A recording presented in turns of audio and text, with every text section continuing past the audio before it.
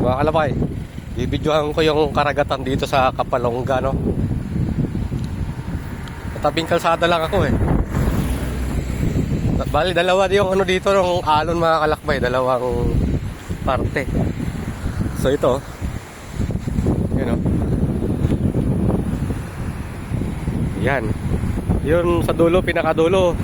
Sa likod ng bayan proper yun. Meron ding alon doon na ano. Parang kahit yung dalampasigan. Tapos meron dito sa kabila oh. Yan o. Tapos dyan naman sa unahan, pahingahan yan. May mga parang tawag nito. Kubo-kubo na pwede mapahinga. Pwede kakain ganyan. Tapos ito, laki ng bato oh. No? Doon ako nang galing kanina, pinuntahan ko yung pinakabayan. Nakita nyo sa previous video natin. Tapos nataka nga ako kasi doon may alon doon na malalaki. Tapos dito meron din, kaya tinigilan ko na to dito.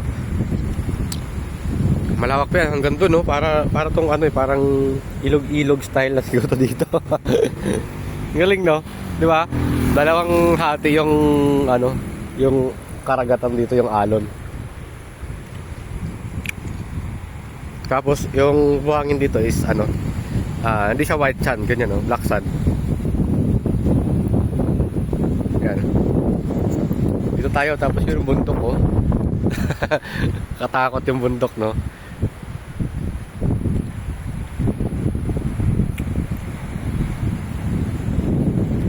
So first time kong mapuntahan tong bayan ng ano, ng Kapalonga.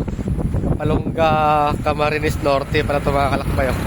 Dulon-dulo na pala ito. Nagulat niya ako eh, tabing dagat pala siya. Samantalang yung pinahimik kong daan kanina eh, talagang bukid. Akala ko din tabing dagat.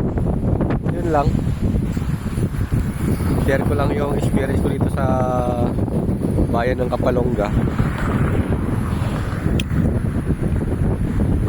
Para yung makapanood nito eh, para nakarating na rin kayo dito. Di ba? So yun si Jon Snow. So bilang tayo para makuha natin ng vlog for today's video. Tapos bundok ko, tingnan nyo bundok ko. Sa gilid lang ako ng bundok. Tapos agadahan dito mga kalakbay, yung kalsada nila malinis. You know, naka-grass cutter.